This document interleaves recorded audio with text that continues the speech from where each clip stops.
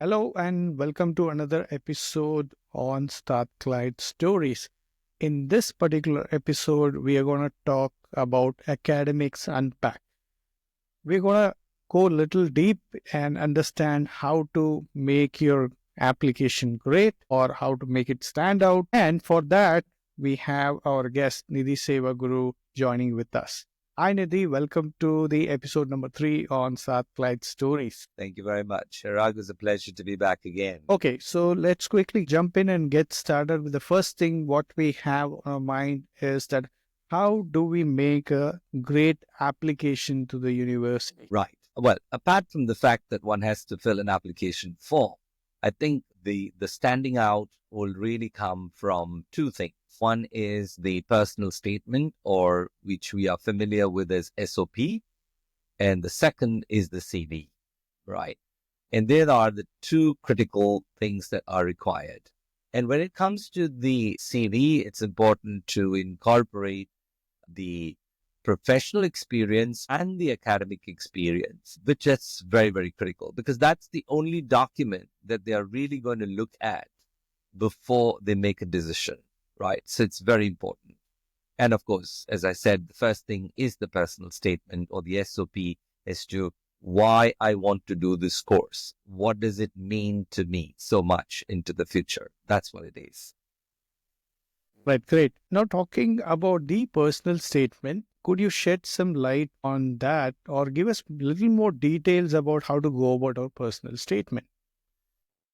Yeah, sure. I'm glad you asked me that question because by and large, my experience is many students tend to repeat what's on the CV into the personal statement. Now, while it can have some bits of information, it cannot be actually a repetition of what's on the CV. It really needs to tell what's my journey for the future? Where am I going to go? Where am I likely to go? Why this course means to me so much in terms of where I want to go in terms of my career. Because remember, the CV is about the past, right? It's about what you have achieved. It's not about what you are going to achieve, right? So the personal statement is actually one that's taking you to, this is my aspiration. This is where I want to go. This is where my career is headed. This is what my mind is telling me that I should be passionate about and moving towards. So it's basically something that sits very close to your heart. And you think that that course that you're applying for is going to fulfill that. You get what I'm saying? So it's an aspirational journey. Your real life may not unfold to exactly what you want to achieve. That could be in reality, it could be different down the road.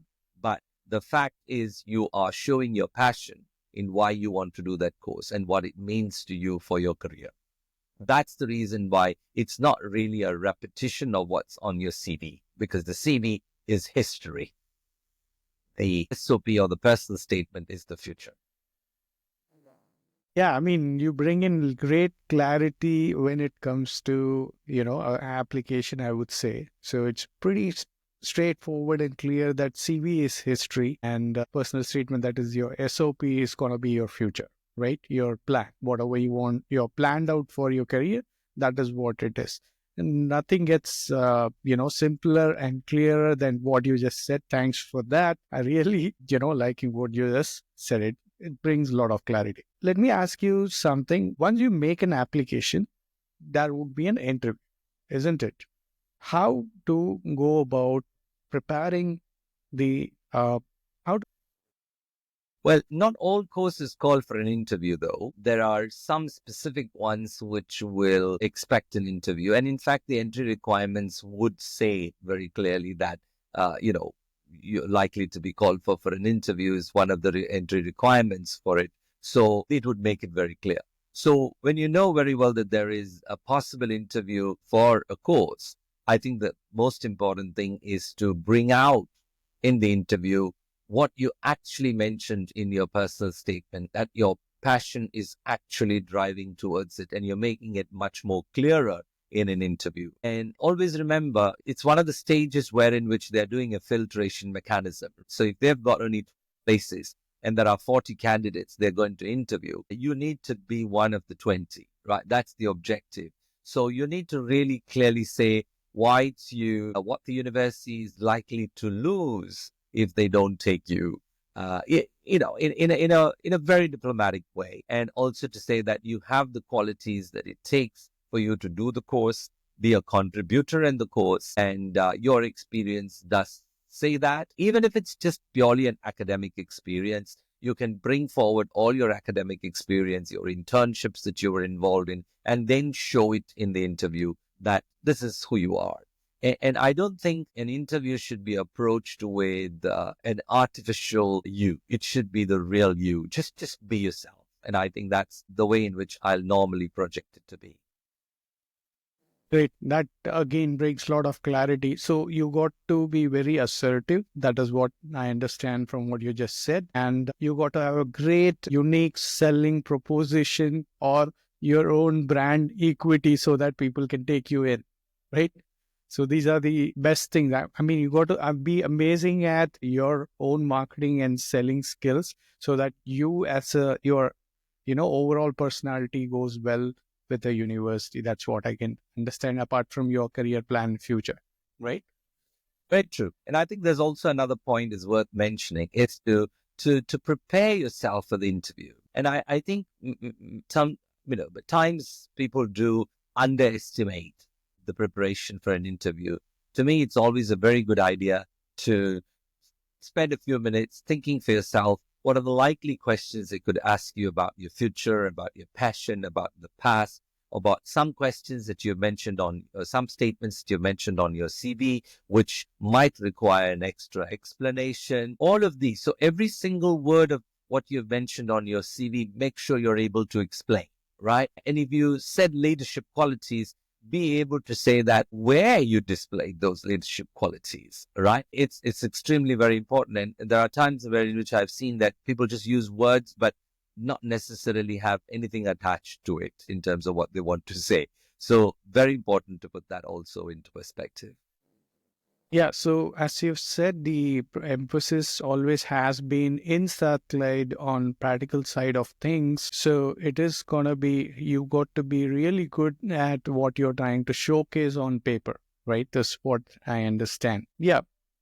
I mean, again, I would say thanks for bringing the clarity which is needed and much more details. And I would say deep insights about what is going to be there in the interview. Let me ask you something here. A lot of people who gonna imagine that they're going for an interview. Are there a standard set of questions? I'm just asking this so that some of them may prepare. Like the way interviews happen, usually job interviews happen. There are standard set of questions where you'll be here after 5 years and what do you want to do and things like that. And are there any standard set of questions that would come up, or it's totally gonna be a, I would say, revelation for someone who's gonna take interview and it's be very, very personalized kind of experience? Could you shed some light on that, please? Well, in general, these interviews are not very far off from the general questions they end up asking, right? They're not very far away. They're likely to ask the same kind of questions to everybody. And it's more of your answers that really matters in terms of how passionate and drive you have for doing a particular course. I think the questions cannot really be very far, right? I mean, they are generally going to be covering pretty much what they would have asked for a long time, and and they're likely to be asking the same in the future as well. Yes, there are templates that one can look into in when they Google up and say what are the likely questions that they're going to ask you in an academic interview. You could take some clues out of that, but preparing ditto exactly to what is there, you might not get those questions. It might be framed very differently. So long as you're able to have an answer in general for academic based interviews, you should be fine. Yes. Great. As a alumni, I would say what is the best bet for somebody is aspiring to prepare for the interview right after the application? Is it like talking to you guys? Well, I think it's worth pretty much, like, for example, if it's an MBA application, I did my MBA program at Strathclyde and did go through those interviews, and I still talk to prospect students who are going to approach for interviews and so on. So I do, tell them, certain kind of, let's say tips on how they should handle such interviews and so on. So yes, of course, I think talking to alumni is definitely a big bonus. It's worth doing it. And it also makes you prepare very well for it. Yes, because as you said, the word Google in there. So, I mean, when you put in the word Google in there, so it is always said that if you have symptoms, just don't Google, go to the doctor. So I'm just trying to apply the same metaphor here, and let's say that it's better talk to alumni who know the whole journey, and they've been there. So that is what I was just trying to, put it in the best possible way. All right, so we have. Correct. So now we have the application, we have all that CV prepared, we have the personal statement ready, we apply to the university. Now there is an important aspect of the whole thing. Without stamping your visa, you're not getting out of the country and getting admission there, right? So what is the usual challenge as in alumni, you would have seen with these aspiring students' application is with getting the visa. Could you please shed some light on that? Yeah, sure. Well, I think just before the step of the visas is, of course, the offer letters that lands up, right? And when one gets the offer letter, one knows that, okay, I've got it.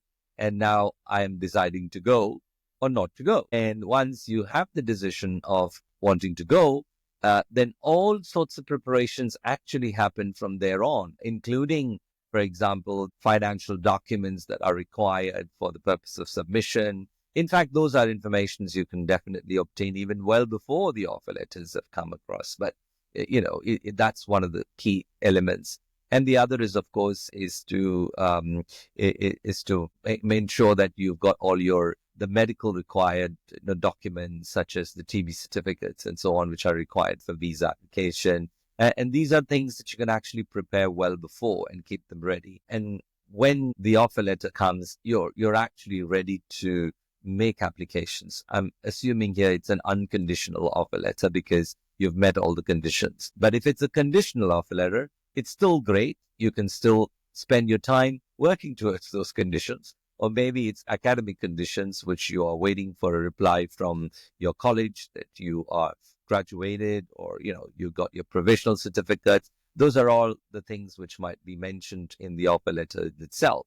But now coming to the aspect of the visas that you asked me, I think particularly to those going to the United Kingdom, the visa process is pretty straightforward. They're very clear in terms of what they really want the students to apply for. It's not like in some countries where it's a gamble. You could get it or you not get it. It isn't the case when it comes to the United Kingdoms. It's always about meeting your financials. And if you're told you're called for an interview as a student, be prepared that, why you applied for this course. I think guidance is available from alumni. There are some of us who've gone through the visa interviews as well. And not all of them are called for interviews, but nevertheless, if you're called for one, right?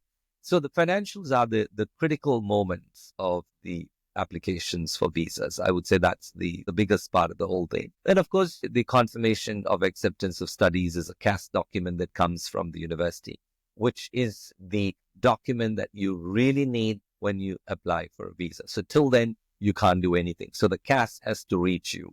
Once the CAS reaches you, you're all set and ready. But preparing for all the documents that you really need to submit, like, for example, you need to keep your funds for 28 days in your account, etc. All these are preparations that you can do well in advance. So applying early is also a critical component of these applications. Right. So, you apply early, you prepare everything or keep everything ready. And then once you have the, admission letter or the CAS, you just go for it. And one of the interesting thing you said is like, there's no lottery or a gambling kind of scene there. So if you got the offer letter, either it's a conditional or non-conditional, you just go for it and you get it. So it's straightforward. I understand what you're referring to. There's usually a long queue before consulate early mornings, and there are people gambling that will they go or will, and everybody's like standing in the queue like fingers crossed. Okay, I'm gonna get it or not, right? does that happen even for the education admissions, right? MS, if they want to go to that, particular countries which we were referring to, if I'm not wrong. Well, in a true sense, if you're a student, going to the United Kingdom is actually not complicated at all. As I said, in some country situation, it could be like you might get the visa, you might not get the visa, but it's not the case with the United Kingdom. You would get your visa so long as you meet the financial conditions and you displayed that meeting of the requirements that you're going for serious studies. And as I said, if you're called for interview, you just need to elaborate on that. Great. Now, let me ask you one piece of advice you would give to the people, because you would have seen many people, or aspiring students who have got done 1, 2, 3, and they're stuck at visa stage, right? Well, getting stuck at visa stage um, depends on what they're stuck at, right? As I said, the primary piece is actually the financial document. So, for example, if you're going for an educational loan, for example, ensure that you've got that applied well before. Even when you are applying to the university, talk to the financial institutions, Financial. or telling them this is the cost is going to go for, this is the likely loan that you require, and submit necessary papers so that they can also start processing the file and not do things at the very last minute. So when your offer letter comes, you can always go back to them and say, listen, as I was talking to you about it, here it is, and here's the offer letter, and you start, and then you start accelerating. So this is what I meant by really being prepared on the financial part. So this can surprise you if you don't end up getting the loan that you're really looking for, or the shortfalls of between the loan approval amount and the tuition fee amount. If there is a shortfall, how are you going to meet that particular shortfall? Is it through funds that you're coming up for the family or your savings? Those are the things that require planning. So these are the ones that can surprise you if you don't plan. I get it. Now we have everything in place, and the aspiring student is actually becoming a student. Now he is supposed to start for the UK, right? Start his journey for the UK. That is his education journey. How would one prepare in the case of this, or I would say embarking the journey to the UK, right? How would be they preparing themselves for the journey? I would say the right word would be the transition. How would someone make a transition education journey in UK? Right. In fact, the psychological aspect of one going to the UK to study does not kick in very strongly until you get the visa. Till such time, it's like, you're really wanting to have that experience. You want to go, but it really hits you when you get the visa and you realize, oh my God, this is reality now. I have to leave this country. I have to go. And there are many things that's sitting on my head now. So I think that part of the psychological aspect of anxiety is going to be there for everybody. You really can't eliminate it. You can start minimizing it in number of ways. For example, who are the other current students at Strathclyde? Can I connect with them? Talk to the alumni, to connect with somebody who's existing there, who's passing out that particular year, who's perhaps going to be one who could receive you, who can tell you about the city. You've got somebody to talk to when you arrive rather than, nobody at all. So I think these are preparations that are quite interesting and nice to do. The accommodation part of it, I would say, is something that one needs to start very well early on, even well before you applying for visa. It's always a good idea to apply for accommodations and get them confirmed. Right. It's very important to do that, because when you do things in the last minute, rooms are not available and all sorts of things comes along. So I would say that should start very early on. Don't wait till the time that you're applying for your visa, well before. But the other aspects of post getting a visa, then you can actually think about what you're going to pack in your bag. How much of weight allowance do you have? What are the things that you really need, which you would not get in the UK? And of course, and I think alumni come very helpful here, because they've got experiences of the things that they have carried before, which is a complete waste. And they might tell you, please avoid this, don't do it at all. And or they can tell you the things that they have missed, and it's worthwhile for you not to miss it. So I think, what to pack is a very important aspect as well, right? So once you have these set, I think, when you arrive, you're looking forward for that to-be friend who is going to meet you and talk to you about the city and talk to you about the university. And you feel at home, I mean, that I think is very important.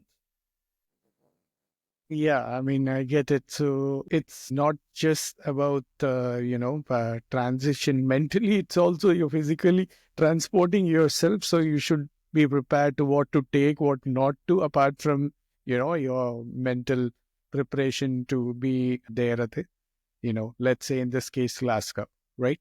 So now you've been through, again, I'm asking you this and this podcast episode also, that you've been through all this. Could you share your personal, experience about the application, about this whole journey of transition and all that for the, listeners and viewers of this podcast? Well, I think during my time, application process was a long process because we had to do a lot of things, not online, but it was all offline. But things are very, very different now. The speed in which that you get responses from universities are much, much better, and we want things quicker and quicker, of course, but nevertheless, it's much better than my time.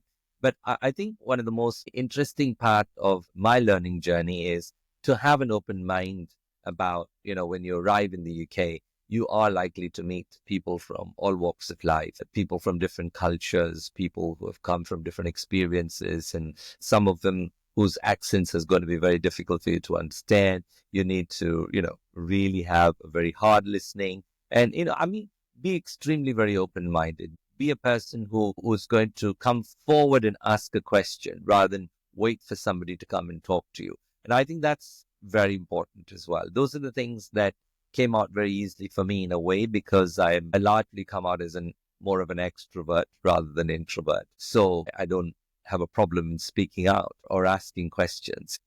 Important information that I think I'd like to share is when you don't know, just say you don't know, right? And then people are coming forward to help you, right? The pretendance of I know and then getting it wrong is not usually a very good experience. Just enjoy it, and I think that's very important. And I'm pretty sure it will be a new journey. It will be a new experience in all forms. It's not just an academic journey alone. It's a social journey. It changes the mental framework of how you have thought about things before. People you take for granted, you can't take them for granted anymore because they are not your type as people from home. They are different. So you're cautious when you speak. So a lot of things would make a change. One will start experiencing it. I don't think it's possible to explain every single thing in terms of what one would feel, but when you're there, you would begin to start experiencing. Yes, I mean, I understand. So it has to be experienced rather than be told to everyone. That is what you meant to say. Uh, yeah, and also, as you said, smart people ask. I would put it this way. True, true, very true. Never be afraid to say, I don't know.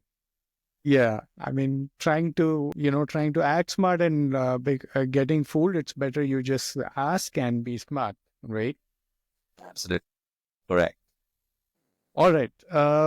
Pretty interesting aspects of the most difficult part, as I learned from you about the application, which you kind of run us through. It was very interesting, and a lot of insightful things came out of this conversation, I would say. Uh, Thank you for your time again. We'll connect in the next one. Uh, what is the one piece of advice you would like to leave the audience with? Well, those Strathclyde goers and those aspiring for Strathclyde, just remember it's a new experience. Take it as part of your life. It's going to be an enjoyable one, and don't take anything too serious as far as life changes in terms of the geographical component. But you know very well that you will transition very well. All I would say is just enjoy it, the experience. All right. Thank you. See you in the next one. Pleasure indeed.